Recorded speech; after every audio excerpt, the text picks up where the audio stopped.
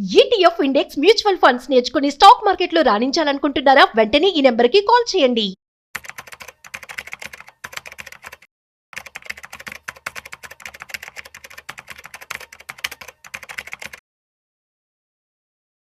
Sir నమస్తే sir. Sundararamareddy గారు. నమస్తే అండి. సుందరరామరెడ్డి గారు, ఇప్పుడు ఎవరైనా ఏదైనా డబ్బుల విషయంలో నష్టపోయినప్పుడు, మోసపోయినప్పుడు ఇంట్లో కుటుంబ సభ్యులు కానీ లేదంటే తెలిసిన వాళ్ళ బంధువులు ఏమంటారంటే, అయ్యో వాడు పెద్దగా చదువుకోలేదు, వాడికి ఆ విషయం పట్ల పెద్దగా అవగాహన లేకపోవడం వల్ల పాపం వాడు నష్టపోయాడు, మోసపోయాడు అని చెప్తుంటాం. చెప్పేవాళ్ళు మన పెద్దవాళ్ళకి అప్పుడు. బట్ ఇప్పుడు సిచ్యువేషన్ ఎలా ఉందంటే, ఎస్పెషలీ డబ్బుల విషయంలో మోసపోయే వాళ్ళు, నష్టపోయే వాళ్ళంతా పెద్ద పెద్ద చదువులు చదువుకున్న వాళ్ళు, పెద్ద పెద్ద ఐఐటీల్లో పెద్ద పెద్ద టాప్ ర్యాంకింగ్స్ వచ్చిన వాళ్ళు, గోల్డ్ మెడలిస్ట్ వచ్చిన వాళ్ళు, తర్వాత పెద్ద పెద్ద డాక్టర్ చదువులు చదువుకున్న వాళ్ళు, ఇటువంటి వాళ్ళు పెద్ద ఎత్తున మోసపోతున్నారు. ఇంకా చెప్పాలి అంటే రీసెంట్ టైమ్స్ లో డాక్టర్లు, చార్టెడ్ అకౌంటెంట్లు ఇటువంటి వాళ్ళు కూడా ఈ డిజిటల్ అరెస్ట్ స్కాములకి మోసపోతూ పెద్ద ఎత్తున మోసపోతున్నారు. రీసెంట్ గా ఒక అతను ఐఐటి టాపర్ అండ్ డాక్టర్ అంట, దాదాపు 14 కోట్ల రూపాయల డిజిటల్ అరెస్ట్ స్కామ్ కి గురయ్యాడు. సో ఇటువంటి విషయాల నుంచి అసలు మనం ఏం తెలుసుకోవాలంటారు? ఇది ఇండియాలోనే ఇప్పటివరకు రికార్డ్ అయిన బిగ్గెస్ట్ అమౌంట్ స్కామ్ అండి డిజిటల్ స్కామ్స్ లో. అండ్ టోటల్ ఈ లాస్ అయింది అండ్ 14.5 crore అనమాట. అండ్ ఇప్పటి వరకు ఏంటంటే డిజిటల్ స్కామ్ అంటే వీళ్ళు ఓల్డ్ ఏజ్ వాళ్ళని టార్గెట్ చేస్తారు, రూరల్ ఏరియా వాళ్ళని, ఇలిటరేట్స్ ని టార్గెట్ చేస్తారు అనుకుంటారు. ఇక్కడ మన అర్థం కావాల్సింది అంటే ఐఐటి గోల్డ్ మెడలిస్ట్ అండ్ అమెరికాలో 40 years ఉన్న కపుల్స్ వాళ్ళు. అతను యునైటెడ్ నేషనల్స్ లో సీనియర్ ఆఫీసర్ గా వర్క్ చేశాడు. IIT gold medalist, highest job profile. అవును, జాబ్ ప్రొఫైల్. ఆమె పీడియాట్రిషియన్, అమెరికాలో 40 years ఎక్స్పీరియన్స్. ఇండియాకి రీసెంట్ గా వచ్చారండి. ఇండియాలో ఏదో ఎన్జిఓ పెట్టేసుకుని సేవలు చేద్దాం అని చెప్పేసి ఇండియాకి ఈ మధ్య రీసెంట్ గా వచ్చారనమాట. అలాంటి హై అండ్ ఎడ్యుకేటెడ్ వాళ్ళు కూడా ఈ 14.5 crore డబ్బు డిజిటల్ అరెస్ట్ పేరుతో లాస్ అవుతున్నారు అంటే, అండ్ మీరు ఊహించుకోవచ్చు మనలాంటి వాళ్ళ పరిస్థితి ఏమవుతుంది పొద్దున అనేది. ఎందుకంటే చిన్నోళ్ళు కాదు, ప్రొఫెషనల్ గా హై అండ్ సక్సెస్ఫుల్ పర్సన్స్ వీళ్ళు. వాళ్ళు దాన్ని టాలరేట్ దాన్ని వాళ్ళు హ్యాండిల్ చేయలేకపోయారంటే మీరు ఊహించుకోవచ్చు. అమెరికా లాంటి పెద్ద పెద్ద దేశాల్లో పెద్ద పెద్ద చదువులు చదువుకొని అక్కడ పెద్ద పెద్ద ఉద్యోగ బాధ్యతలు నిర్వర్తించిన వాళ్ళు కూడా ఇవాళ ఈ డిజిటల్ అరెస్టుల ద్వారా నష్టపోతున్నారు. ఫస్ట్ ఇక్కడ ఇది టోటల్ స్కామ్ అనటం ఎలా ఉంటదంటే, ఫస్ట్ అవతల బెదిరింపు కాల్ చేస్తుంటారు. ఫస్ట్ వీళ్ళు చేసినప్పుడు కూడా లేదు, మీ టెలిఫోన్ కనెక్షన్ మేము కట్ చేస్తున్నాము, మీ ఫోన్ నుంచి ఆల్మోస్ట్ ఒక 20 calls అవతల న్యూసెన్స్ కాల్స్ బయటకు వెళ్ళిపోయినాయి, అందుకే మీ లైన్ కట్ చేస్తున్నాం. అలాగే మీ ఫోన్ ని ఇల్లీగల్ యాక్టివిటీస్ కి వాడారు, అందుకే మేము బ్లాక్ చేస్తున్నాము. మీరు ఇమీడియట్ గా వీళ్ళతో మాట్లాడారని చెప్పేసి ఇంకొక ఆ కాల్ ని ముంబైకి ట్రాన్స్ఫర్ చేశారు. సో ఫస్ట్ సైకలాజికల్ గా భయపెడతారు. అవును, మీ తప్పు చేశారు, ఇప్పుడే క్లియర్ చేసుకోండి అన్నట్టు అనమాట. పై అధికారులకి మీ కేసు మూవ్ చేస్తున్నాం. వాళ్ళు ముంబైకి కాల్ చేయండి, ముంబైలో వాళ్ళు పోలీస్ స్టేషన్ నుంచి అన్నట్టు నేను ఐఏఎస్ విక్రాంత్ అని చెప్పేసి వాళ్ళ పేరు చెప్పేసి హిందీలో మాట్లాడతారు. పెద్ద టీం, అది పెద్ద టీం ఉంటుంది అక్కడ, పెద్ద వ్యవస్థ అంతా ఉంటుంది. వాళ్ళు అని చెప్పేసరికి ఏంటంటే వాళ్ళు మేము చేసింది నిజమేమో అనుకున్నారు. ఎందుకంటే వాళ్ళు వీడియో కాల్స్ చేసినప్పుడు లేదు ఐసోలేట్ చేస్తారు. ఫస్ట్ వీళ్ళైతే ఆల్మోస్ట్ 14 days ఐసోలేట్ చేశారు.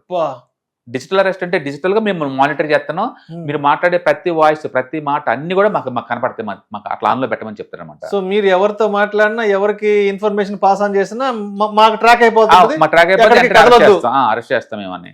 రెండోది, మీ సుప్రీం కోర్టు హీరింగ్ వస్తుంది ఈ రోజు అర్జెంట్ బేసిస్ మీద. ఎందుకంటే మీరు ఇల్లీగల్ యాక్టివిటీ చేశారు కాబట్టి మీ దగ్గర అమౌంట్ అంతా మొత్తం కూడా మేము చెక్ చేయాలి, వెరిఫికేషన్ చేయాలి ఆర్బీఐ వాళ్ళు. సో డబ్బంతా పంపించమన్నారు, మేము ఇచ్చిన అకౌంట్లకు మూవ్ చేయండి అన్నారు. మొత్తం అవన్నీ వాళ్ళకి మూవ్ చేశారు అనమాట. ఇంకా అంటే దాని మీద ఏంటంటే సైకలాజికల్ గా ఎంత స్ట్రెస్ పెడతారంటే, ఇంత పెద్ద చదువుకున్న హై ఎండ్ ప్రొఫెషనల్స్ కూడా రెండో థాట్ రానియకుండా, అంటే ఫియర్ ఆ రేంజ్ లో క్రియేట్ చేస్తున్నారు వాళ్ళు. ఫియర్ ఆ రేంజ్ లో క్రియేట్ చేసేసి మైండ్ ని బ్లాక్ చేసేసి వాళ్ళు చెప్పింది నువ్వు చేస్తున్నావు తప్ప వేరే థాట్ రావట్లేదు.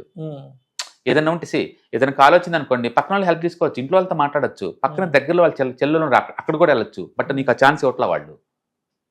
ఇవాళ డిజిటల్ అరెస్ట్ అంటే ఏంటంటే మీరు ఐసోలేట్ అనమాట. ఇంకా psychological trap, it nothing but psychological trap. Psychological trap చేస్తారు. అవతల సైకలాజికల్ ట్రాప్ చేస్తున్నాడు. ఇంకేముంది, 1 by 1 డబ్బులు ట్రాన్స్ఫర్ చేస్తా ఉన్నారు. 8 installment లో 14.5 crore చేశారు. ఎంత హై ఎండ్ స్కామ్ అంటే ఈవెన్ ఎఫ్డీని కూడా క్యాచ్ చేశారు వాళ్ళు. ఫార్మ్స్ పంపించేసి నీకు ఉన్న ఎఫ్డీని కూడా ఎమర్జెన్సీ కింద మనీ విత్డ్రాల్ చేయని చెప్పి ఆ డబ్బు కూడా అలా ట్రాక్ చేసుకుంటూ మొత్తం చేశారు. అన్ని అయిపోయిన తర్వాత లాస్ట్ క్లైమాక్స్ ఏంటంటే, దగ్గరలో మీరు పోలీస్ స్టేషన్ ఉంది, ఆ పోలీస్ స్టేషన్కి వెళ్తే డబ్బంతా మీరు తిరిగి ఇచ్చేస్తారని చెప్పారు. అది మరీ హై ఎండ్ అనమాట. అది వాళ్ళే దగ్గరుండి ఫోన్లో మీరు పక్కన ఇంటి దగ్గర ఈ పోలీస్ స్టేషన్ అక్కడికి వెళ్తే ఈ డబ్బును తిరిగి ఇచ్చేస్తారని చెప్పేసి ఫోన్ కట్ చేశారు.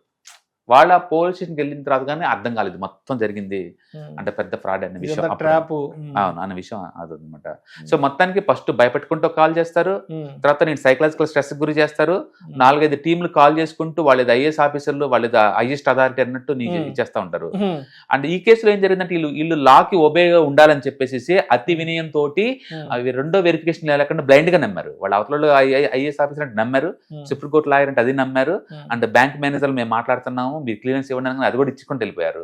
అట్లా ప్రతి చోట లేదు, వీళ్ళు చేసేవాళ్ళు నిజంగా లీగల్ అథారిటీస్ అన్నట్టు వాళ్ళు నమ్మారు, అండ్ డబ్బంతా మొత్తం పోగొట్టుకున్నారు.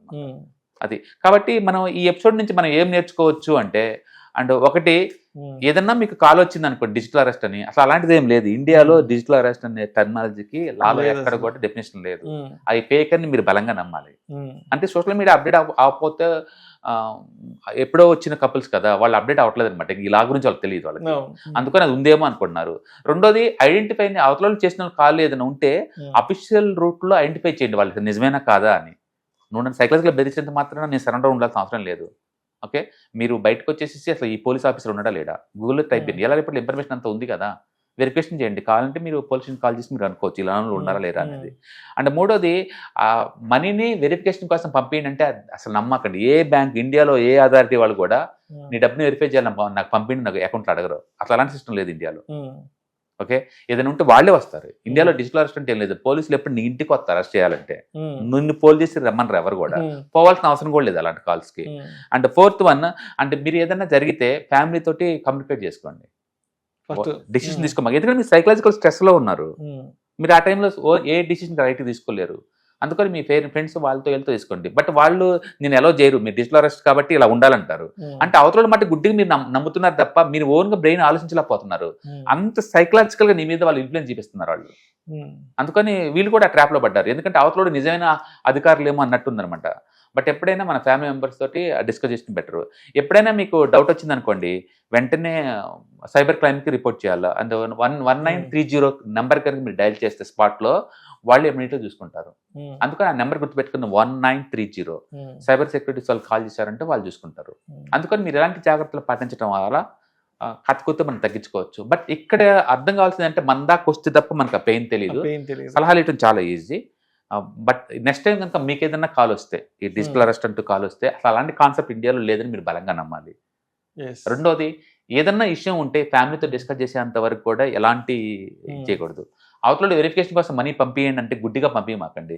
మీరు ఒక బ్యాంకర్ నమ్మడానికి వీల్లేదు, ఒక పోలీసులు నమ్మడానికి ఎవరికి అసలు అవతల కాల్ చేస్తే మీరు నమ్మద్దు, మీ ఇంటికి వచ్చి వెరిఫికేషన్ చేసుకోండి అంతే. ఓకే, ఏదైనా మీకు డౌట్ రాగానే ఇమీడియట్గా 1930 కాల్ చేసుకొని కన్ఫర్మేషన్ చేసుకోండి.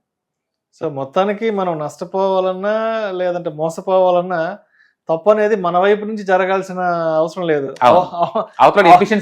అవతలోడి అతి తెలివి ఎఫిషియన్సీ వల్ల కూడా అవును మోసపోతాం. ఎందుకంటే ఈ ఎపిసోడ్ లో వీళ్ళు చిన్నోళ్ళు కాదండి, యునైటెడ్ నేషన్స్ లో 40 years వర్క్ చేసిన ఐఐటి గోల్డ్ మెడలిస్ట్ అండి. అందుకని మనకన్నా ఇంటెలిజెన్స్ వాళ్ళు ఏం తెలివి లేని వాళ్ళు కాదు, చదువు లేని వాళ్ళు కాదు, తెలివి తక్కువ వాళ్ళు కాదు, బుర్ర పంజని వాళ్ళు కాదు. బట్ వాళ్ళ ఆ సిచ్యువేషన్ క్రియేట్ చేశారు అవతల ఫోన్ ద్వారా. ఎవ్రీథింగ్ ఫోన్ లోనే. చాలా సిల్లీగా అనిపిస్తుంది ఎపిసోడ్ అయిపోయిన తర్వాత మనం ఆలోచించుకుంటే ఇంత ఈజీగా ఎలా ట్రాప్ అయ్యామో అని. బట్ అవతల అంత ఈజీగా ట్రాప్ చేస్తున్నారు. కాబట్టి పబ్లిక్ అంతా అవేర్నెస్ పెంచుకోండి. అసలు డిజిటల్ అరెస్ట్ అనే కాన్సెప్ట్ ఇండియాలో లేదు, అది వస్తే మీరు ఎప్పుడు నమ్మొద్దు. రెండోది అవతల ఫోన్ చేసి మేము పలానా పోలీసులు మీరు రమ్మన్నా సరే మీరు రామాకండి, అది ఉంటే పోలీసులు మీ ఇంటికి వస్తారు అరెస్ట్ చేయడానికి అటుకి. అండ్ మూడోది వెరిఫికేషన్ కోసం మనీ పంపించండి అంటే పంపించమాకండి, అసలు వెరిఫికేషన్ కాన్సెప్ట్ లేదు ఇండియాలో ఎక్కడ. ఏ ఆర్బీఐ బ్యాంక్ ఏ సుప్రీంకోర్టు లేదు కూడా అవన్నీ రాదనమాట. వాళ్ళు ఏంటంటే మేము అథెంటికేషన్ మాది గవర్నమెంట్ వాళ్ళు అని ప్రూవ్ చేయడం కోసం ఆ డ్రెస్ లో వస్తారు. మీకు ఫోన్ చేసేటప్పుడు వీడియోలో లేదు, అచ్చం పోలీస్ స్టేషన్ లాగా పోలీస్ స్టేషన్ ఒక సెటప్, అక్కడ ఎస్పీ డిఎస్పీ ఐజీ రేంజ్ ఒక నమ్మకండి. మొహమాటం లేకుండా ఇంటికి వచ్చిందాక రెస్పాండ్ అవ్వమాకండి. ఏ లా డిపార్ట్మెంట్ కూడా, అది లా కావచ్చు, పోలీస్ కావచ్చు, గవర్నమెంట్ డిపార్ట్మెంట్ ఏదైనా సరే అసలు రెస్పాండ్ అవ్వమాకండి. వాళ్ళంతా వాళ్ళ ఇంటికి వచ్చేంత వరకు కూడా. వచ్చినా సరే ఫ్యామిలీకి రిపోర్ట్ చేయండి. అంతకన్నా ముందు 1930 ఫోన్ నెంబర్ కన్ఫర్మేషన్ చేసుకొని రిపోర్ట్ చేయండి. ఎందుకంటే ఒకసారి మనీ పోతే తిరిగి రాదు, ఇంకా దేశాలు వెళ్ళిపోద్ది అవతలకి. వీటిని ట్రాక్ చేయడం చాలా కష్టం. బట్ సర్ప్రైజింగ్లీ మనం ఉంది 2026 లో ఉంది. ఇప్పుడు కూడా ఈ డిజిటల్ అరెస్ట్ లాంటివి జరుగుతున్నాయి అంటే మీరు ఊహించుకోండి. అందుకని అసెట్స్ డిజిటల్గా ఉంటే ఎంత డేంజరస్గా ఉందో మీకు అర్థమవుతుంది చాలు. ఈజీగా బ్యాంకులో డబ్బు ఉంచుకుంటారు చాలా మంది. ఇట్లా ఎమోషనల్ గురైనప్పుడల్లా డబ్బులన్నీ ఇలా గుంజేస్తారు కదా. Right sir. డిజిటల్గా. అందుకని మనీ ఈజీ కాకుండా లేయర్ సెక్యూరిటీస్లో పెట్టుకోవటం, అండ్ రెండోది ఫ్యామిలీస్ వాళ్ళతో షేర్ చేసుకోవటం. ఫ్యామిలీకి ఇంటరాక్ట్ అవ్వకుండా అసలు ఏది ట్రాన్స్ఫర్ చేయమాకండి. అర్జెంట్ బేస్ ఏమి ఉండదు. ఇండియాలో అర్జెంట్ ఏం లేదండి, ఎక్కడ అర్జెంట్ ఏమి ఉండదు. మీరు డిస్కస్ చేయండి ఫ్యామిలీ తోటి, ఫ్రెండ్స్ తోటి, మీ తెలిసిన లాయర్లతోటి డిస్కస్ చేసిన తర్వాతనే. అవతల అంత టైం ఇవ్వకుండా హరీ చేస్తున్నారంటే అది ఫేక్ అని గమనించండి మీరు. రైట్ అంత అర్జెంట్ ఏం లేదు. మీరు ఎంత ఫ్రాడ్ చేసినా సరే అంత అర్జెంట్ ఏముంది దాంట్లో. అందుకని ఏంటి నమ్మొద్దండి. ఏదైనా ఉందంటే ముందు ఫ్రెండ్స్తో, ఫ్యామిలీతో డిస్కస్ చేయండి, లీగల్ అథారిటీతో కన్ఫర్మేషన్ చేసుకుని తర్వాత మనీ ట్రాన్స్ఫర్ చేయండి. అవతల గుడ్డిగా మేము మనీ ట్రాన్స్ఫర్ చేయమంటే చేయడు. బట్ గుర్తుపెట్టుకోండి, ఆ సినారియో ఎలా క్రియేట్ చేస్తారు అంటే మీరు 5 నిమిషాలు మీరు చంపేస్తాము, మీరు చచ్చిపోతారు అన్నంత ప్యానిక్ క్రియేట్ చేస్తారు. ఊహించుకోండి, ఐఏఎస్ వాళ్ళు పెద్ద పెద్ద చిన్నోళ్ళు కాదు, వాళ్ళు ప్రొఫెషనల్గా హై అండ్ సక్సెస్ఫుల్ అయిన పర్సన్స్, ఇలాంటి ఎన్నో డీల్ చేసి బయటకు వచ్చిన వాళ్ళు. బట్ వాళ్ళే ట్రాప్ అయ్యారంటే చిన్నోళ్ళు, మనలాంటి వాళ్ళు చాలా ఈజీగా వీక్గా ఇదవుతారు అనమాట. అందుకని గుర్తుపెట్టుకోండి, డిజిటల్ అరెస్ట్ అనగానే వెంటనే కట్ చేయడం నేర్చుకోండి. అసలు అవసరం లేదు, అలాంటి రెస్పాండ్ అవసరం లేదు. ఈ month ETFs, index funds and mutual funds webinar January 31 and February 1 రోజులో జరుగుతుందండి. ఇది ఆన్లైన్ వెబినార్, డైలీ 3 hours ఉంటుంది, 2 days ప్రోగ్రాము. అండ్ ఇంట్రెస్ట్ ఉన్న పార్టిసిపెంట్స్ కింద స్క్రోల్ అవుతున్న నెంబర్పై కాల్ చేసుకొని సీట్ రిజర్వ్ చేసుకోండి. అండ్ ప్రతి వెబినార్లోనే దీంట్లో కూడా ఈటీఎఫ్స్ గురించి, ఇండెక్స్ ఫండ్స్ గురించి అండ్ మ్యూచువల్ ఫండ్స్ గురించి మనం ఎలా ట్రాక్ చేయాలి, ఎక్కడ దీన్ని అనలైజ్ చేసుకోవాలి, కొత్తగా ఏదన్నా ఈటీఎఫ్స్, ఇండెక్స్ ఫండ్స్ వస్తే వాటిని ఎలా మనం ట్రాక్ చేసుకోవాలి, ఇలాంటి మొత్తం మీకు ప్రాక్టికల్గా నేర్పుతారు. కాబట్టి ఇంట్రెస్ట్ ఉన్న పార్టిసిపెంట్స్ కింద స్క్రోల్ అవుతున్న నెంబర్పై పింగ్ చేసుకొని సీట్ బుక్ చేసుకోండి. Thank you.